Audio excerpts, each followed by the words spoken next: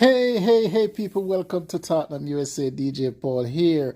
Drop a video last night. I will say, watch that video talking about, you know, Tottenham's complex in the transfer window and how we give way to other big clubs. I said it, I'm not going to hide away from it. And I truly believe that as a Tottenham Hotspur fan, whether you want to take that on board or not, it's up to you.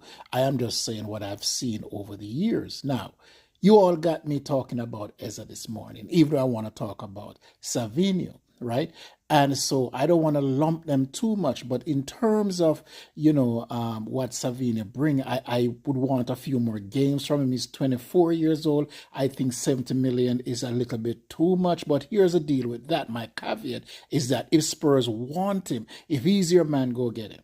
We did the same thing with Frank. We want Frank. We pay the $16 million to get Frank to where he is so we can treat the player the same way. If we have the money, so we go out and we do that. If Savinho is the man, you go and get him. I like him because he's vertical. I like him because he can play on both sides.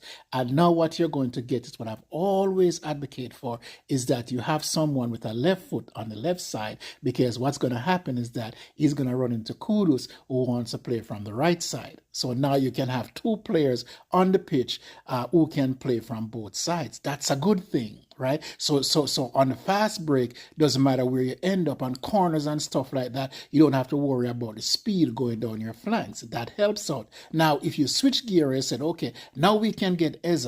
I'm all for it, because I said before, even if we get Eze, we still need one deep and one long. So signing Eze would still mean we need to sign two more players. And that is where Savinho now is taking care of going long. And so now we have to sort of bring Eze inside. Once you bring Eze inside, if you get him, now you have to work on whether or not you want Bentancur or Bergvall to be that number 8. We already know that, the number 6 is going to be Palhinha. So getting those two players actually solve 3 problems, even though it's 2 players, because while you need those two, your number 10 and your winger, you can work on who is going to be your number 8, because your number 8 can be masked in a box-to-box like a Bentancur, Bissouma, maybe Bergvall, all of that, Pape Sarr. So you have enough coverage in there to try and find somebody in-house. But the number 10 and the deep threat wing is not in-house. And that is why I said at the outset, I've always said it, that signing Eze alone is not going to solve the problem. What you do when you sign a home run hitter like Savinho, then you're actually solving 2 problems. Will force Eze to play inside. What says you?